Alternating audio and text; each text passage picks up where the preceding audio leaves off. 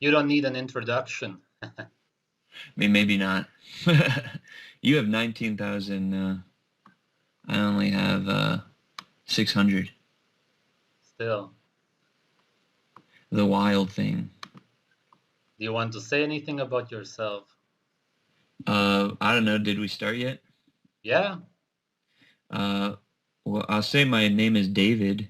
Okay. Um, that's it. Anything else? Nah, that's cool. Okay. So when did you find out about veganism? um, I was maybe I was like 21, I think, and I found Vegan Gains channel, and I was getting into fitness, and so by getting into fitness, I was also getting into nutrition. Hmm. And so I was trying to optimize, optimize nutrients. So of course I found veganism, and then I started, and then I don't know, he explains the ethical reasons, the moral reasons, the nutritional reasons, and it was, you couldn't argue with it. And he was buff too. Hmm. What year was this? Um, I think it was 2016. Okay. hmm From, I was vegan for 450 days. Uh-huh. A year and 3 months Yeah.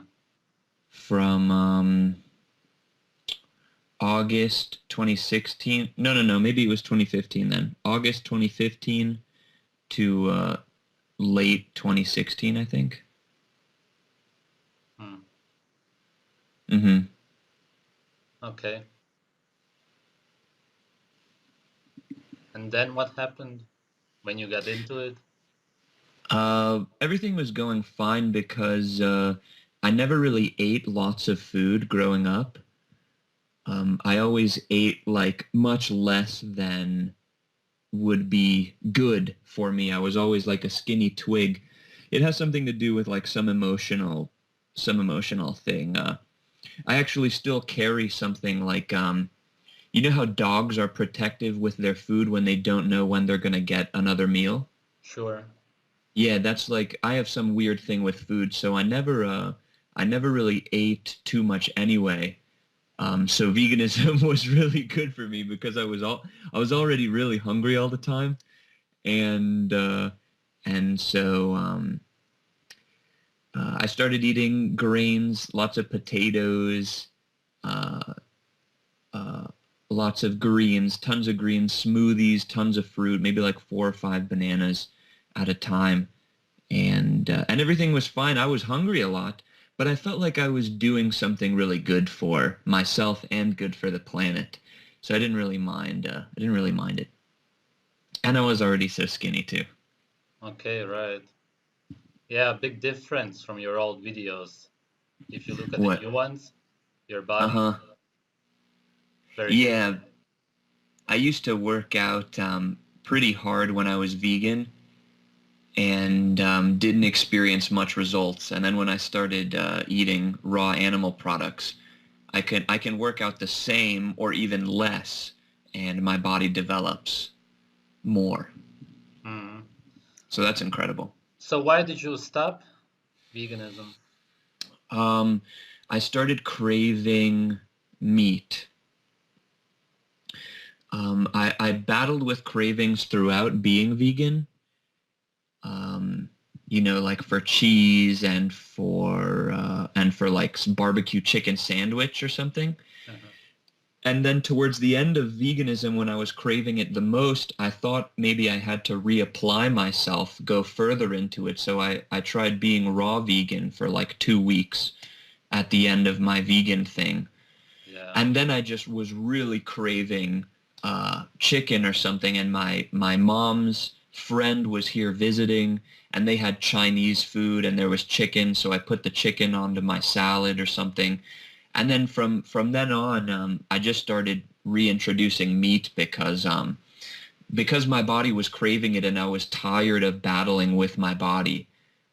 So I just gave into it.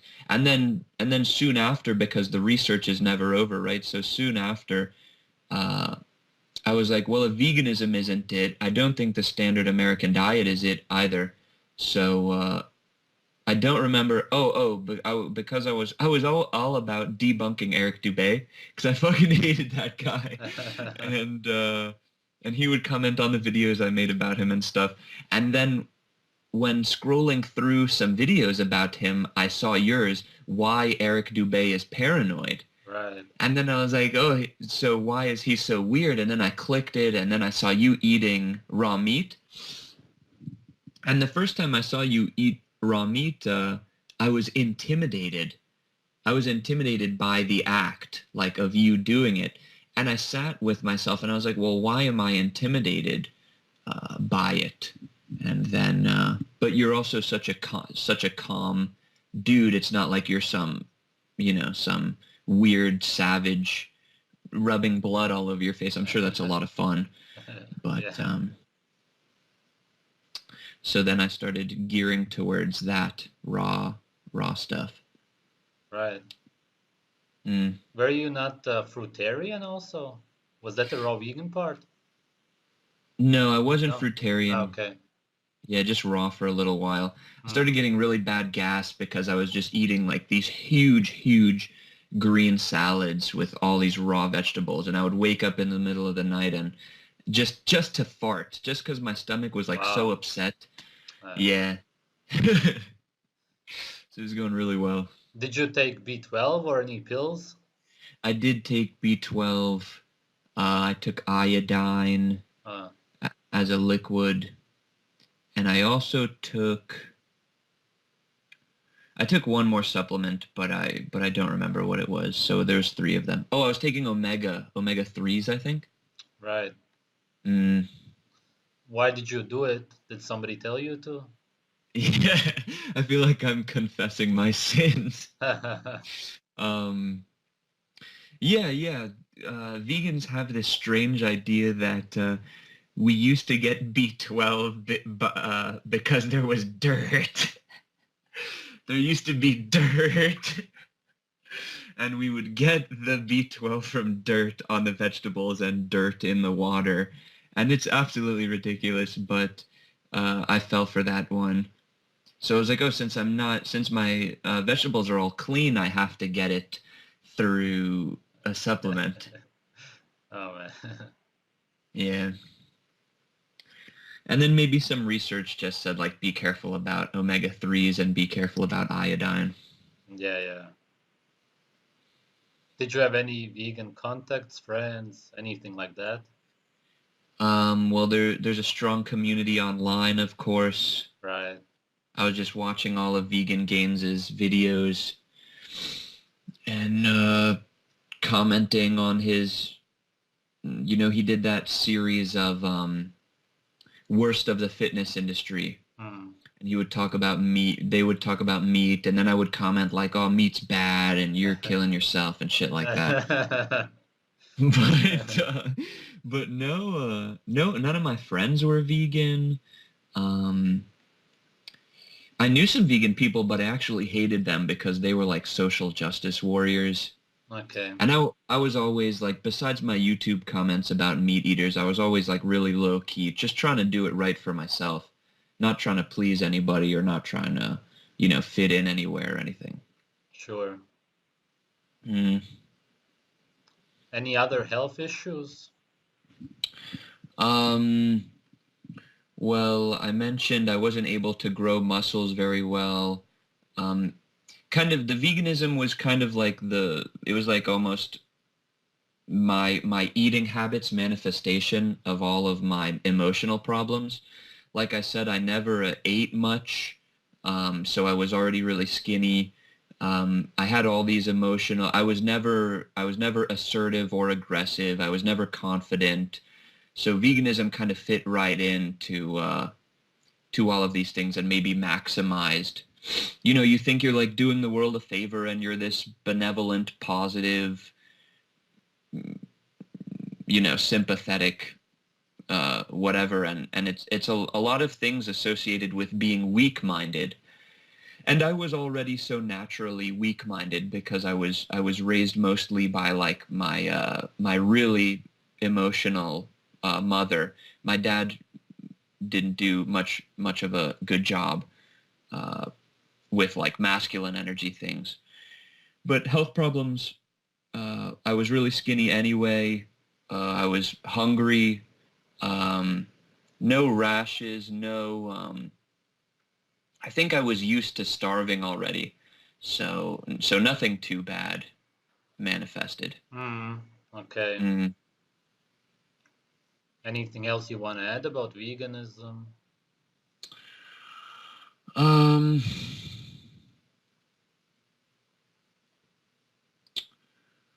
it's silly. Okay. The Yeah, videos you made about it are great, man. I don't remember what I don't know what I was so passionate about in the videos, what I was It saying was about it. probably right after you quit. That's why. Yeah, and also when I had that mid-length hair, I was also pretty self-righteous. So I was really excited about what I was saying. Now I'm not so excited about it because I keep finding out that I'm wrong about stuff, or I keep, it's never like you've reached, I mean, I don't know. I can't speak for you. You're older than me and stuff, but I'm definitely not growing, and I've definitely had problems with like being humble. So I can't get too excited or to Sure. yeah, and like I said, it was such a natural progression into veganism that it just like came and went. It's not like I wasn't trying to prove anything. I wasn't trying to fit in anywhere. It's just like it came and went. And now same thing with the raw. Well, I don't know. So that's all I guess I have to say about veganism. It's silly. Um, I used to, I used to believe that breatharianism was possible. I used to hear people say, and I used to agree with, gorillas eat lots of plants, elephants eat lots of plants, and they're really strong. But the amount of plants that the animals eat and the digestive mechanisms that they have to deal with the plants, both of those. So there's no way we can eat 400 pounds of plants in a day like an elephant, and we don't have the digestive mechanisms for the plants anyway. So, and also the plants are full of nutrients. I'm sure the plants are full of nutrients, but it's getting to the nutrients. That's the that's the thing. It says on a bag of kale 400% vitamin K or whatever. Not that it's wrong, but that you're not going to get 400% of vitamin K. So it's just like it's this like terrible disinformation type of thing. You would have to turn it into the animal vitamin K2 to actually use it, and for that you would Hmm. need saturated animal fat. And vegans don't even think about any of this because they demonize saturated animal fat, which you actually Hmm. need to make these vitamins. Hmm. Hmm. Yeah, something I They heard don't you even say think was about what other animals do, how the digestion no, works, nothing. no, and they only pick animals that coincide with what they want to believe. They don't look at animals who do things that they don't like. You know what I'm saying? Yeah. Where do you think veganism is heading? Um, it kind of I think it started on like the outer rim of mainstream society because it was really well intentioned. Uh, People are trying to save the world and trying to do so. It started out here, and it's encroaching to the center. Now it's getting more mainstream, and you're seeing more TV shows, more magazines, more food pyramid shit. And so the average person who eats a standard American diet is going to think that veganism is going to help him. So it's like a disease that started on the outskirts, and it's going to, reach its apex in the middle, and then it's going to be done away with because, only the strong survive. The old people are going to die and the weak people are going to die, or they're going to suffer enough so that they save themselves. Hmm. And so it's probably just going to get more popular, and then it's going to disappear. And then the raw primal thing is like the runner-up. It's covering the trail of slime that veganism is leaving behind. And so it's going to follow veganism into mainstream society. Mm. Even your channel is like it's a really big sign that with this new technology that you could have this platform and that it's so available to anybody. Uh, Soon you're just not going to be able to avoid the information. Mm. So I have hope. Did you believe that killing animals is wrong? Yeah, yeah, Yeah. Talk about yeah. that a little bit. Okay. Let me know if I speak too much. No, man. Um, I thought animals they were just like us. Our lives are equal to them. They they miss their families. They're building homes and shelters, and they feel the suffering and they feel the pain, and I want to protect all of life. I want to save everybody from any degree of suffering because pain is bad and chaos is bad and stuff like that. And it's true that animals do experience suffering. They do experience pain. It's true that it's bad to, put 6 chickens in a cage. It's bad to trap the cows where they get diseases and then their milk is bad. Um, but I suppose like you can't let a few people's, you can't let the slaughterhouses or the bad ones, right? You can't let this factory farming ruin animal products. I also think that it's this idea that humans aren't animals. That's what makes it okay for us to think that it's okay for us to have mercy on animals and try to save animals because we're not animals. So we have this power to remove animals from their world of suffering because we exist outside of their world of suffering. But in fact, the human animal and the other animals have everything in common. And so there's no saving anything from nature. You can't save yourself from, life and death or whatever, the cycle of life and death. You can't save yourself from pain that you have to experience. So it's just this big romantic idea that everything could be perfect. But according to us, right? Because things are perfect according to nature, or things, you know what I mean? So there's no saving. We can do things better, right? We can help the animals so they're happier and more fat and more free. But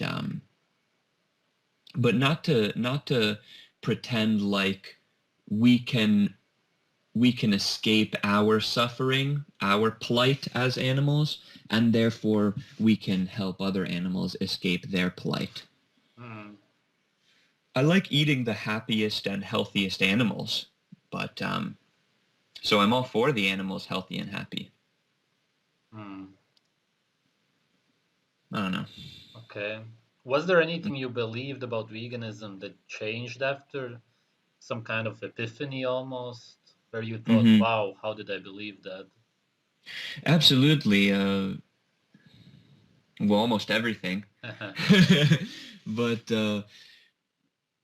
the I used to perpetuate the idea that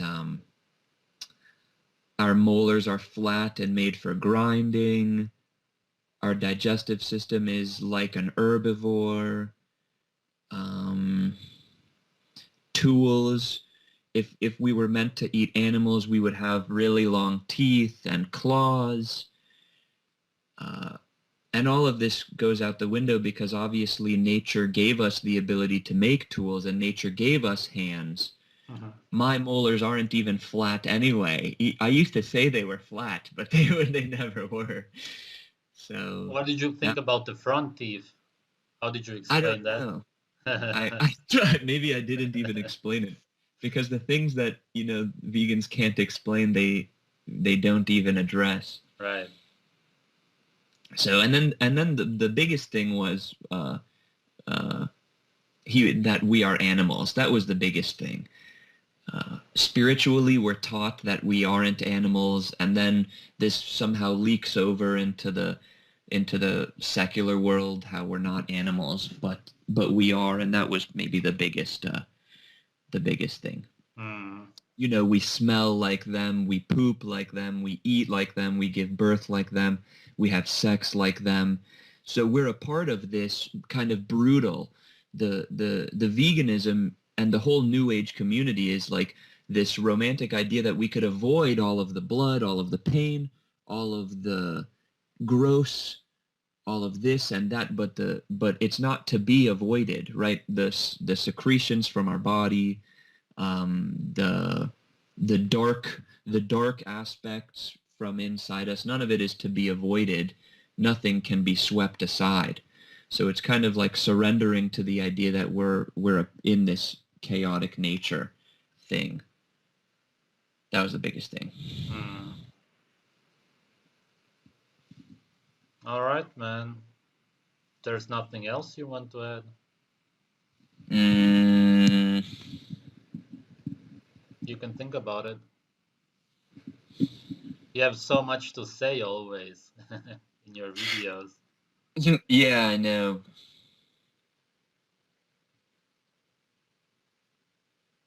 It's not um it's not even about, I suppose the people who watch this video are going to be the ones who resonate with like the way I think or whatever. So the way I look at it is it's not even about the nutrition. It's not about the vitamins I was missing. It's not about the getting over cancer. It's just about it's about the spiritual aspect of us consuming life. It's about how it's like an emotional blockage that I carried around about all the bad things, all the things that religion says are bad, and all the things that the secular world says are bad. They should all disappear. And so you try to make them disappear on the outside. You don't want to see violence. You don't want to see gore. You don't want to see pain. And then you try to do the same on the inside. You don't want to participate in the animals dying. You don't want to participate in the pain or the violence. And so the biggest release is that life is chaos, and that we're a part of whatever nature is doing here. We're a part of it. Uh, we're also just birthed like an animal, and we're going to die like an animal as well. And it's this emotional realization that allows me to consume the foods that are right for me.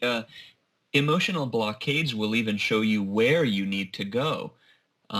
Like I said, the first time I saw you eat raw meat, I was intimidated, and that's an emotional blockade. And so getting through your emotions, kind of realizing that nature designed all of your emotions, nature designed all of your feelings.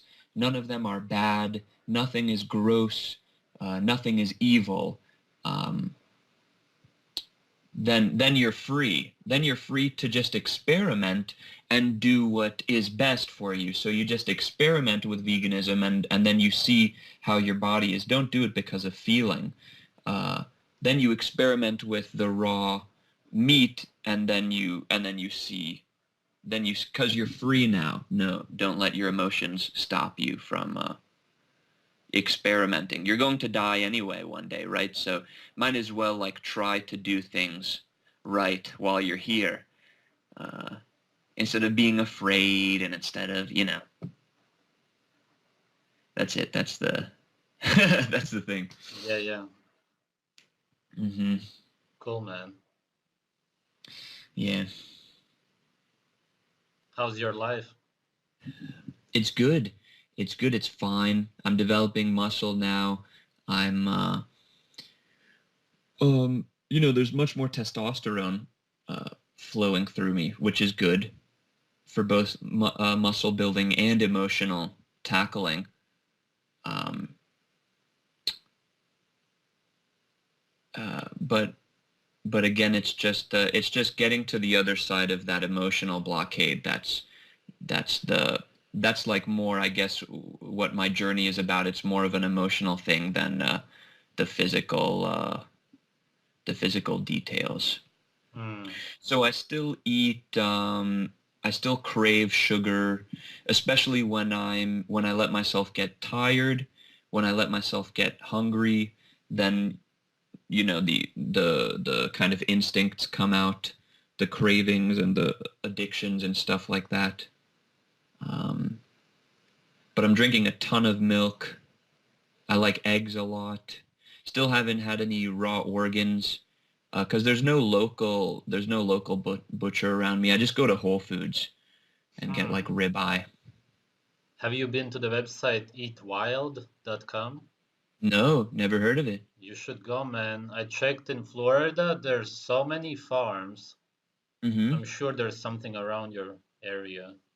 Okay, eat wild. Thanks a lot. Eat wild, yeah, wild thing. Fits. Yeah, there you go. There you go. Is that you're the bomb, dude. Is that it for like the vegan questions? Yeah, Okay. Uh, I think I've said everything. yeah, it was good. It's helpful just to get it out, I suppose. If I missed something in the videos I made before, maybe I got it out here, and it's good to get it out. Right. Taste is it's really a big trap, huge trap. Hmm. We get so much pleasure from our food. We get so much emotional pleasure from our food, so it's like we cover up the things we have to deal with partly with our food. So it's not about taste. Um, sometimes vegans say like meat eaters are doing it for taste or something, but it's not. Eating a barbecue chicken sandwich, that's for taste. And at the same time, they put so many spices on their food and they cook all day long and they only eat for taste because most plants taste pretty terrible. Even the man-made ones, Hmm. vegetables, that's not Hmm. tasty at all. You're right. They're making smoothies and they're putting fruit on everything, putting sugar on everything, and Yeah, uh, they're totally addicted to taste. yeah, silly.